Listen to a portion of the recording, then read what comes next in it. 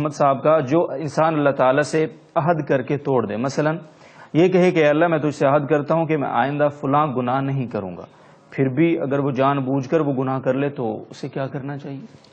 جی، اسے دوبارہ توبہ کر کے پھر نئے سرے سے عہد کرنا چاہیے، ٹھیک، اور اس سے مایوس نہیں ہونا چاہیے۔ بعض لوگ یہ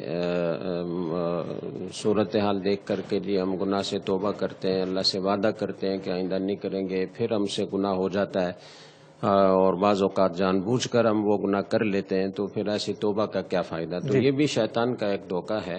اللہ تعالیٰ کا ارشاد تو یہ ہے کہ قل یا عبادی الذین اسرفوا علی انفسہم لا تقنطوا من رحمت اللہ ان اللہ یغفر الذنوب جمیعا انہ هو الغفور الرحیم۔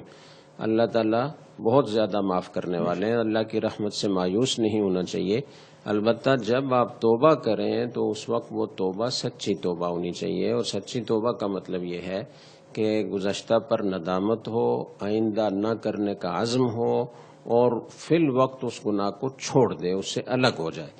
تو پھر بھی اگر گناہ ہو جاتا ہے تو دوبارہ توبہ کر لے، پھر گناہ ہو جائے تو پھر دوبارہ توبہ کر لے۔ یہ جو بار بار توبہ اللہ کے سامنے جاتی ہے، اس سے بھی اللہ بہت خوش ہوتے ہیں۔ اور حدیث میں آتا ہے کہ جو آدمی توبہ کرتا ہے اور سچے دل سے توبہ کرتا ہے تو وہ گناہ پر اصرار کرنے والا شمار نہیں کیا جاتا۔ وَإِنْ عَادَ فِي الْيَوْمِ 70 مرہ، اگرچہ ایک دن میں 70 مرتبہ وہ اس گناہ کا اعادہ کرے، تو اس سے زیادہ بڑی رحمت اللہ کی کیا ہوگی؟ لیکن یہ ضروری ہے کہ سچے دل سے توبہ ہو، دل میں یہ نہ ہو کہ گناہ تو کروں گا میں، اور زبان سے توبہ استغفار کر رہا ہے، تو اس توبہ کا کوئی فائدہ نہیں ہے۔ سچے دل سے توبہ ہو، ایسا آپ مسلسل کریں گے تو آپ خود ہی دیکھیں گے کہ کیسے گناہ چھوٹنا شروع ہو گئے۔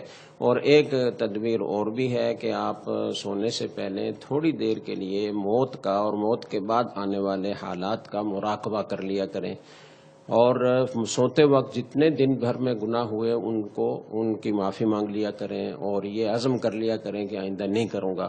اس طرح آپ مسلسل کچھ وقت کریں گے تو آپ دیکھیں گے کہ کتنا فرق پڑتا ہے اس سے۔